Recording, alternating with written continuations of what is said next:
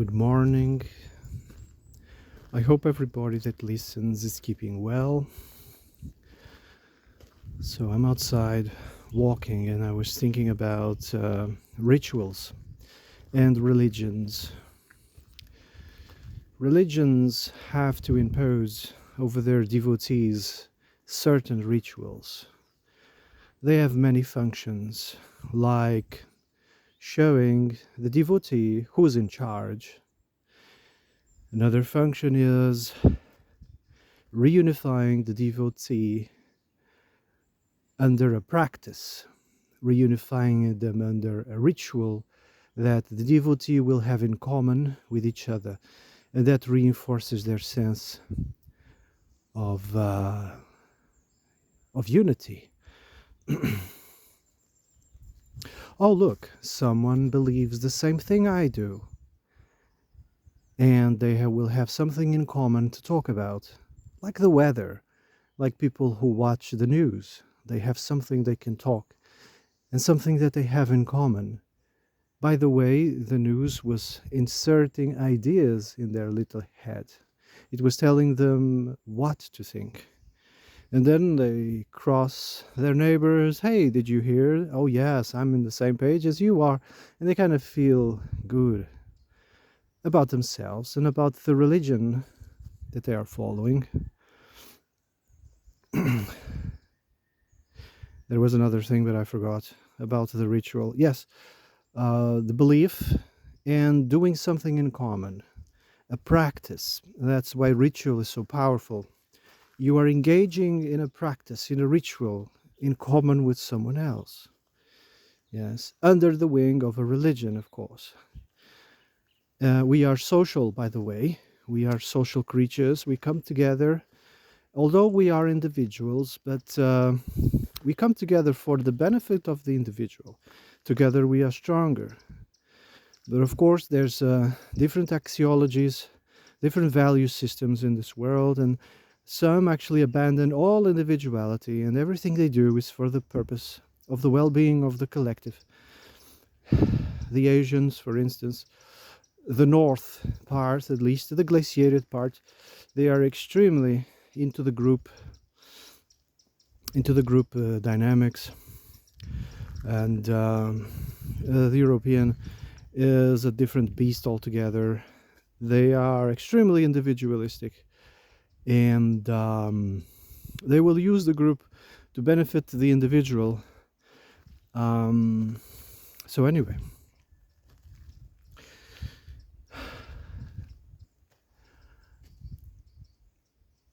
there's this religion that's taken over the West. It's a mixture of Gnosticism, a mixture of Marxism, a mixture of atheism, of nihilism.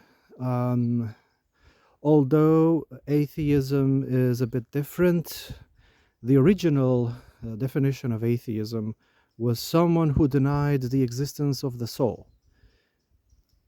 someone who denied the puppeteer, moving the body, the animus. They denied the soul. It was a soul denying belief. That was atheism. Well, nowadays people call themselves atheists, but they're not. They are just disapproving of the existence of one God that lives in the clouds. It's the disbelief on this one God of the Abrahamics. It's completely different, right? But they call themselves atheists. So this religion has their own rituals, their holy cows, end of world scenario, and rituals such as the transubstantiation used in the Abrahamic Mass when they were all gathering in a group. This is the body of our God, and we are going to ingest it, or yum, yum, yum, yum. And the atheists of nowadays, they have something similar. It's called the juice, the needlecraft, and it's the body of their gods. Again, like any nihilist atheists of modern times, they think humans are the gods. God, it's human who is the god, and that substance is produced by a human, normally by a private corporation, and they all share it amongst each other,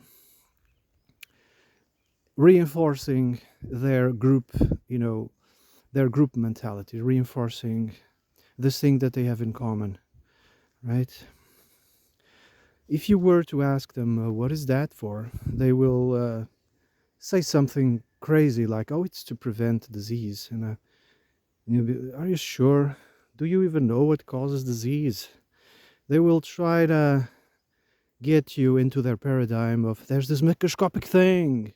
It can only be witnessed by our sacred priests. They have these electric microscopes, and because they are electric, they can see into the detail, into the particle of the universe, because I also believe the universe is made out of particles. This idea of Big Bang and etc. is no different from Gnosticism. It's no different from the Abrahamic religions. It stems from creationism. They think something or someone or a non-entity created the universe using matter, You look into the microscope and there's these small things, and these things, we can hold them in our hands. And it's these things that cause disease. It's very important for them to be able to hold it in your hands, to count them and to measure them. You see, they don't have a metaphysical mind. They have a materialistic mind. It has to be in their hands. Otherwise, it doesn't exist. Otherwise, it doesn't exist. What can't be counted or measured. And then you would say, are you sure about that? Because there's a lot of scientists that claim that those particles that you're saying don't cause disease at all. And they will come to you and say, what causes disease then? And you say, I just proved your theory doesn't work. Just because I don't have an alternative doesn't mean I'm wrong. I don't believe you, they say. Until you find me an option, I won't believe you. They rather live in lies than to say, I don't know. They rather live in lies than to say, I don't know. The unknown, the fear of the unknown is one of the 4 primordial fears. Some people will go crazy if they don't know.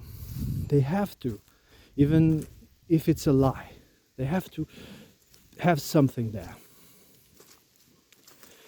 So if you tell them, look, old age causes disease. It's a natural process. You're not going to be able to eradicate it. It's just part of life. Being old causes disease, but then they come to you and say, no, I will find out a way to cure death. They want to cure oldness. And this goes into the transhumanist movement. They literally think they can stop death or transfer their brain into a machine or something. Completely crazy stuff. And then you may ask them, what do you think about the contagion theory? They would answer, oh, that's imperative. That is positive. That is absolutely true. And you're like, no, I don't think so. I don't think contagion is true. You see, they have to have these dogmas backing one of their dogmas. It's like a house of cards with very, very weak foundations.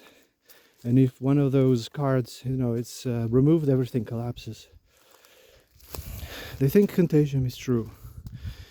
Let's dissect contagion. If it were true, it would be very common for a person that went to a tropical country to have some vacations, would be bitten by a bug, when arriving home develops a fever without even knowing that they're sick, they would go on a bus or on a train or go to the office. It would be very common. It would be like le menu du jour. It will be constantly.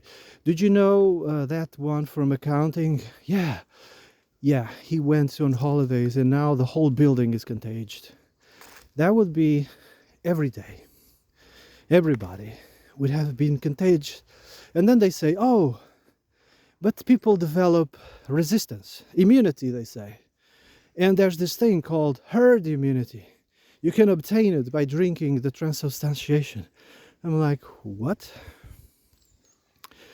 Immunity doesn't exist. The immune system doesn't exist. I'm sorry. That's another dogma out there. The immune system doesn't work, doesn't exist. Prove to me it doesn't exist. You know, you're the one claiming its existence. You're the one to prove it. I'm telling you it doesn't exist.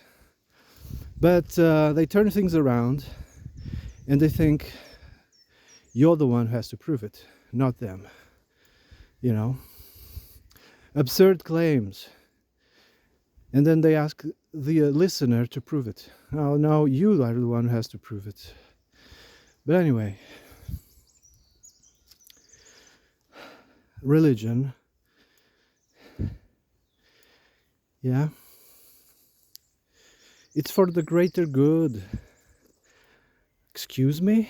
Yeah, it's for the safety of the group. What do you mean?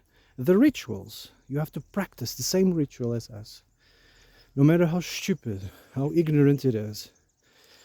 Even if it causes your body to break apart. Like the most recent one, medical experiment. You have to, otherwise you'll be a threat to the group. And since you can't be with us, you are against us. Therefore, we'll put you on a concentration camp. And that's how it happens. Concentration camps, segregation, dehumanization.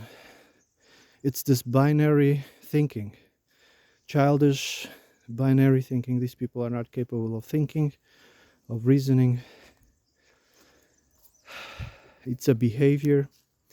It repeats itself. It's not history that repeats. It's just people. And it's not with education that you're going to change things.